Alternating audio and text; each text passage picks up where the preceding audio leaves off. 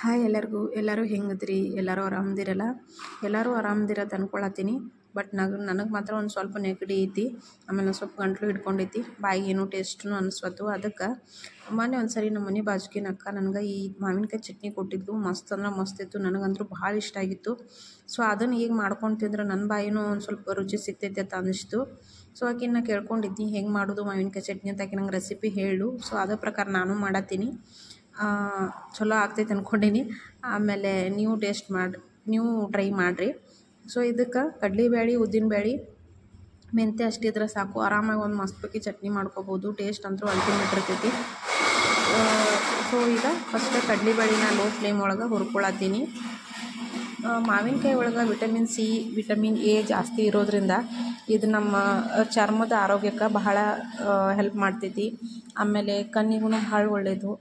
ಆಮೇಲೆ ಮಾವಿನಕಾಯಿ ಒಳಗೆ ನಾರಿನಂಶ, ಪ್ರೋಟೀನ್ ಅಂಶ ಜಾಸ್ತಿ ಇರೋದ್ರಿಂದ ಇದು ನಮ್ಮ ಜೀರ್ಣಕ್ರಿಯೆಗೂ ಭಾಳ ಹೆಲ್ಪ್ ಮಾಡ್ತೈತಿ. ಸೊ ಮಾವಿನಕಾಯಿದ ಸೀಸನ್ ಇದ್ದಾಗ ನಾವು ಆದಷ್ಟು ಮಟ್ಟಿಗೆ ಮಾವಿನಕಾಯಿಂದ ಏನಾರ ವೆರೈಟಿ ಫುಡ್ ಮಾಡಿ ತಿನ್ನೋದು ಬೆಟ್ರ್ ಅನ್ನಿಸ್ತೈತಿ. ಯಾಕಂದ್ರೆ ಮಾವಿನಕಾಯಿ ಅಂದರೆ ಏನು ಗೊತ್ತಂದ್ರೆ ಹಣ್ಣುಗಳ ರಾಜ ಇದ್ದಂಗೆ ಅದು.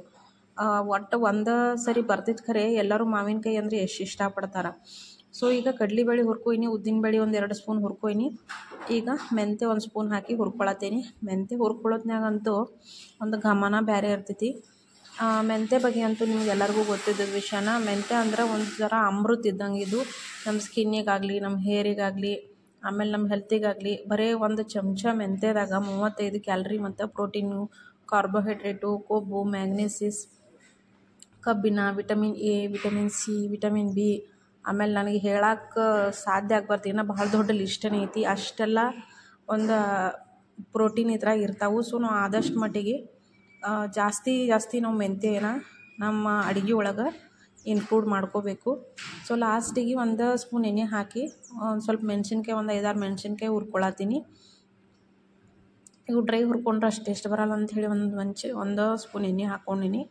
ಲೈಟಾಗಿ ಮೆಣಸಿನ್ಕಾಯಿ ಹುರ್ಕೊಳತ್ತೀನಿ. ಹುರಿದಾವಿವು ಮೆಣಸಿನ್ಕಾಯಿನೂ.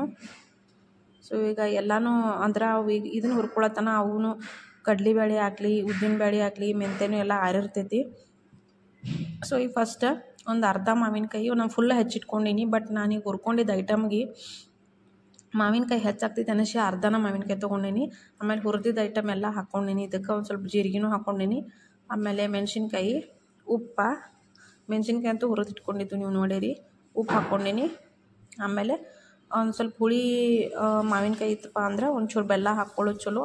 ಆಮೇಲೆ ಅದೊಂಥರ ಬೆಲ್ಲ ಹಾಕೋದ್ರಿಂದ ಟೇಸ್ಟೂ ಚಲೋ ಬರ್ತೈತಿ.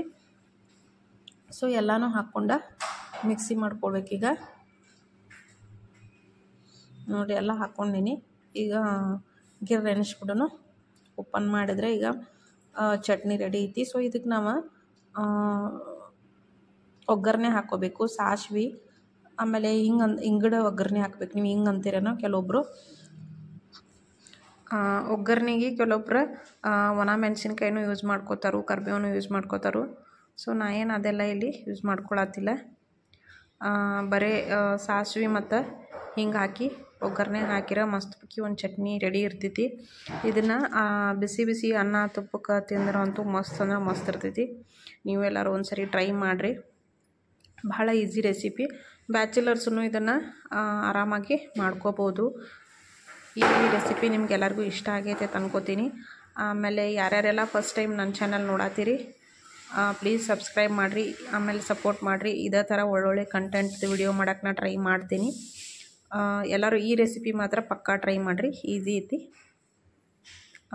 Thank you so much for watching my video.